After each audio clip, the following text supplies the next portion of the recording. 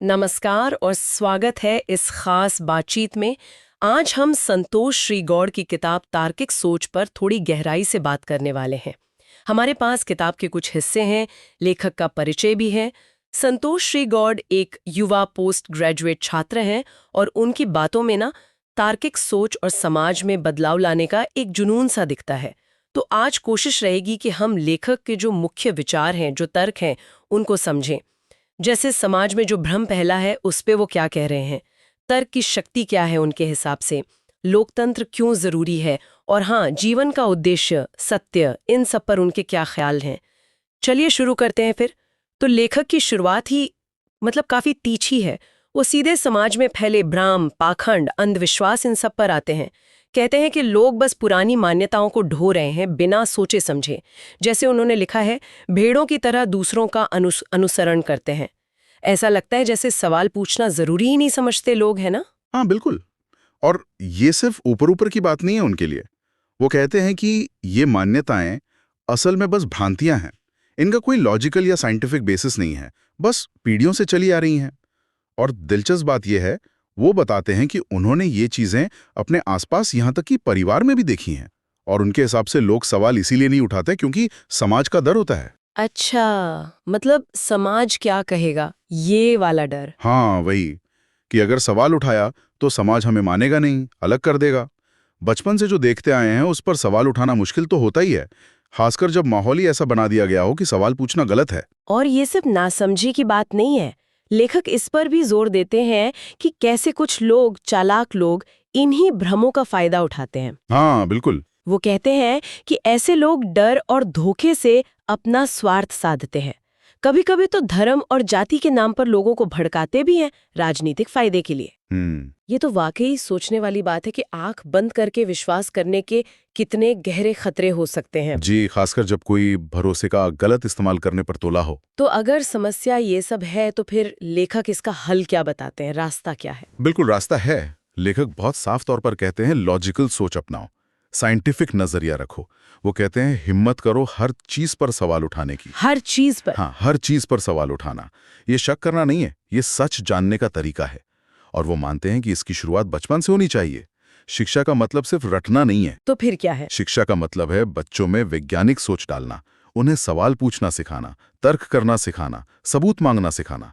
जैसा वो कहते भी हैं, शिक्षा ही वो हथियार है जिससे दुनिया बदली जा सकती है। ये बात अच्छी लगी कि शिक्षा सिर्फ जानकारी नहीं बल्कि सवाल पूछने की हिम्मत दे। लेकिन ये जो तार्किक सोच है, इसका आखिरी मकसद क्या है?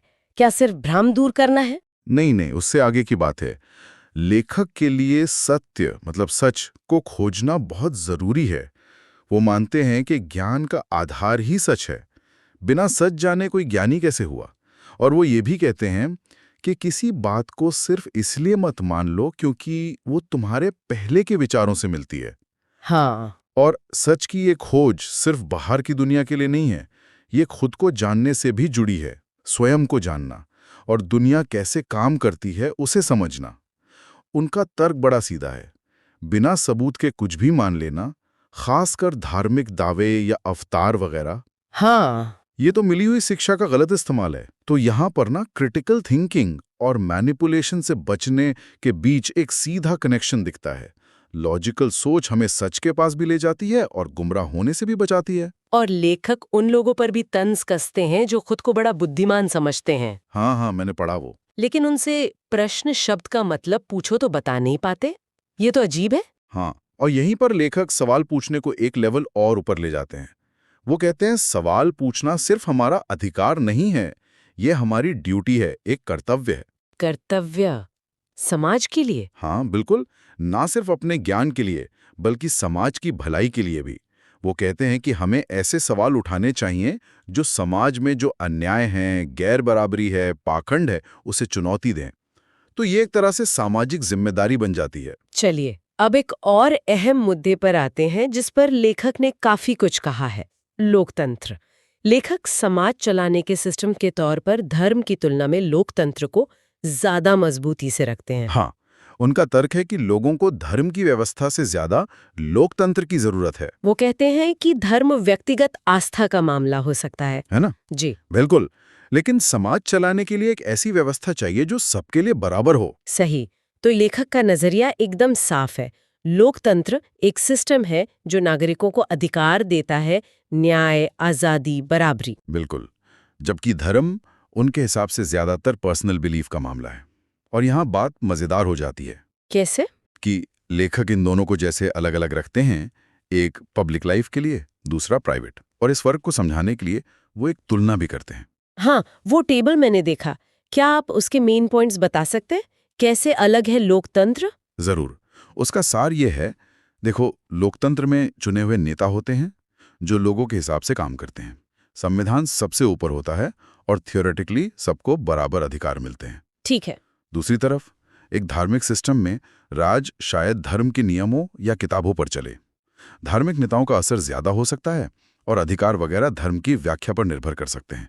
लेखक एक और बात कहते हैं जो सोचने लायक है। क्या? कि लोग अक्सर डर में, लाचारी में या मुश्किल में किसी अनदेखी शक्ति मतलब ईश्वर की तरफ देखते हैं। शायद इसलिए कि लगता है अकेले कुछ नहीं कर सकते।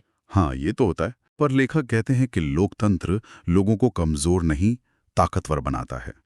ये आवाज उठाने का, सवाल पूछने का, अपनी सरकार चुनने का अधिकार देता है। वो यहाँ तक कि दुख और नाइंसाफी के वक्त भगवान की चुप्पी पर भी सवाल उठाते हैं। पूछते हैं कि अगर कोई सर्वशक्तिमान है तो वो जुल्म होने क्यों देता है। ये तो काफी मजबूत तर्क हैं। तो क्या लेखक सिर्फ तुलना करके रुक जाते हैं या वो लोकतंत्र को बेहतर बनाने के लिए कुछ ठोस कदम भी बताते हैं? नहीं नहीं, वो सिर्फ विश्लेषण नहीं करते, वो भारत के लिए लोकतंत्र को मजबूत करने के रास्ते भी सुझाते हैं। जैसे धर्म के नाम पर जो पाखंड होता है उसे खत्म करो, धार्मिक जगहों पर जो शोषण या पैसे का गलत इस्तेमाल होता है उसे रोको, उन पैसों को शिक्षा में लगाओ, जरूरतमंदों की मदद में लगाओ। अच्छा। पूजा की जगहों पर शोर कम करने की बात भी करते हैं वो।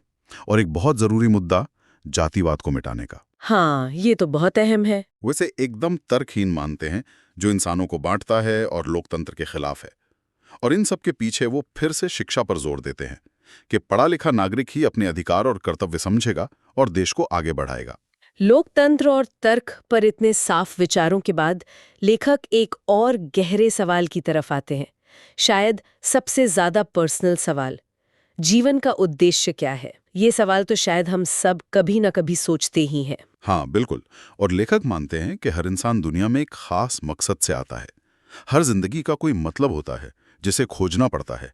इसका कोई एक जवाब नहीं है सबके लिए, हर किसी के लिए अलग है। उन्होंने उदाहरण भी दिए हैं कई तरह के। जैसे? कोई वैज्ञानिक बनना चाहता है, ज्ञान खोजना चाहता है। कोई कलाकार सुंदरता बनाना चाहता है। कोई सोशल वर्कर बनकर दूसरों की मदद करना चाहता है।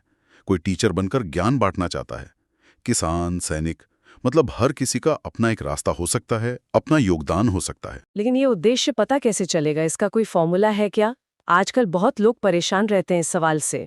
लेखक के हिसाब से ये उद्देश्य ढूंढना असल में खुद को खोजने जैसा है। अपनी अंदर की आवाज सुनो, अपनी नेचुरल प्रतिभा, अपनी क्षमता पहचानो। अच्छा। खुद से पूछो कि असल में क्या करना अच्छा लगता है, किस काम से खुशी मिलती है, दुनिया में क्या अच्छा करना चाहते हो। लेखक ये भी मानते हैं कि ये कोई आसान या फौरन होने वाली चीज नहीं है। इसमें टाइम लग सकता है, सब्र रखना पड़ता है। किसी को जल्दी मिल जाता है, किसी को सालों लगते हैं, शायद पूरी जिंदगी। पर जरूरी है कि खोज चलती रहे। और प्रेरणा के लिए वो इतिहास के कुछ महान लोगों का जिक्र भी करते हैं। किनका? जैसे गांधी, कलाम, अंबेडकर, मदर टेरेसा, स्वामी विवेकानंद। इन लोगों ने अपना उद्देश्य पहचाना और उसे जिया, दिखाया कि एक मकसद वाली जिंदगी कितनी असरदार हो सकती है। उद्देश्य की इस खोज को लेखक फिर अस्तित्व से जुड़े और भी गहरे सवालों से जोड़ते हैं। जैसे हम कौन हैं, हम यहाँ क्यों हैं, क्या ये दुनिया जिसे हम देख रहे हैं वो सच में असली है या सिर्फ एक भ्रम है, एक माया? हाँ, ये तो फिलॉसफी के बड़े सवाल हैं। बिल्कुल। और लेखक इनका कोई पक्का जवाब देने का दावा नहीं करते, बल्कि इन पर सोचने के महत्व को बताते हैं। हम कौन हैं, इसका जवाब ढूंढने के लिए वो खुद को देखने और दुनिया को समझने पर जोर देते हैं। अपनी ताकत, कमजोरी, भावनाएं, विचार, इन्हें पहचानो। और दुनिया असली है या माया? इस पर वो कहते हैं कि इसका जवाब हर कोई अपने अनुभव से, अपने नजरिए से खुद देता है। किसी के लिए ये ठोस सच्चाई है, किसी के लिए शायद एक सपना। इसी तरह हम यहाँ क्यों हैं, इसके भी कई जवाब हो सकते हैं। शायद कोई खास मकसद पूरा करने, कुछ सीखने या कर्मों का फल भोगने। लेखक का मानना है कि भले ही इन सवालों के फाइनल जवाब ना मिलें, लेकिन इन पर सोचना ही हमें अपने जीवन और अस्तित्व के बारे में गहरी समझ देता है। यह हमें रोजमर्रा की भागदौड़ से ऊपर उठाकर मतलब के बारे में सोचने पर मजबूर करता है। ये वाकई एक ज़रूरी सवाल उठाता है कि इस उलझी हुई दुनिया में हम अपने लिए मायने कैसे बनाएं। तो अगर हम संतोष श्री गौड़ की किताब से जो बातें निकल कर आई हैं उन्हें समेटें तो मुख्य संदेश क्या है, सार क्या निकलता है? देखिए, मुझे लगता है कुछ मुख्य बातें साफ हैं। पहला, समाज में जो बिना सोचे समझे बातें मानी जा रही हैं, जो भ्रम है, पाखंड हैं, उन्हें चुनौती दो, हिम्मत करो। दूसरा, तर्क को, साइंटिफिक सोच को अपनाओ, हर बात को सबूत की कसौटी पर परखो। ठीक है। तीसरा, लोकतंत्र की अहमियत समझो और उसे मजबूत करो, क्योंकि यही वो सिस्टम है जो अधिकार, न्याय, बराबरी देने का वादा करता है, चाहे प्रैक्टिकल में मुश्किलें हों। और चौथा? और चौथा, लगातार सच की ओर और अपनी जिंदगी के खास मकसद की तलाश में लगे रहो। ये सफर कभी खत्म नहीं होता। ये तो हुए मुख्य संदेश। अब जैसा हम हमेशा करते हैं, क्या कोई ऐसा विचार है जो श्रोताओं को सोचने के लिए छोड़ा जा सकता है? कुछ ऐसा जो किताब के आखिर के संदेशों से जुड़ा हो? हाँ, लेखक के आखिरी पन्नों में बहुत शक्तिशाली विचार छिपा है। वो कहते हैं कि हमारी असली ताकत या खुशी ना तो बीते हुए कल के पछतावे में अटके रहने में है और ना ही आने वाले कल की चिंता में डूबे रहने में। जैसा वो कहते हैं, स्ट्रेस तो अक्सर पास्ट और फ्यूचर से ही आता है ना। हाँ, सही है। और ना ही सब कुछ किस्मत के भरोसे छोड़ देने में, बल्कि असली शक्ति तो है इस पल में, प्रेजेंट मोमेंट में पूरी तरह से जीने में। अच्छा, कैसे? अपने मन में जो विचार चल रहे हैं उन्हें बस देखो, बिना जज किए, एक गवाह की तरह, और फिर होशपूर्वक चुनो कि कौन से बेकार या नेगेटिव विचारों को हटाकर पॉजिटिव और काम के विचारों को लाना है।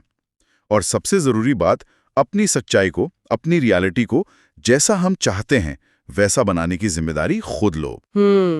जिम्मेदारी लेना शायद यही जीवन की मुश्किलों का सामना करने और सच्ची खुशी पाने की चाबी है। जब हम इस तरह अपने अंदर की दुनिया पर काम करते हैं तो शायद बाहर की समस्याएं उतनी बड़ी न लगें। ये तो बहुत गहरा विचार है। हाँ, तो सोचने वाली बात यह है कि क्या सचमुच अपनी अंदर की सोच और फोकस को बदलकर हम अपनी बाहरी हालत को भी बदल सकते हैं? और अगर हाँ, तो कहाँ तक? इसकी सीमाएं क्या हैं? ये एक सवाल है जिस पर सोचा जा सकता है।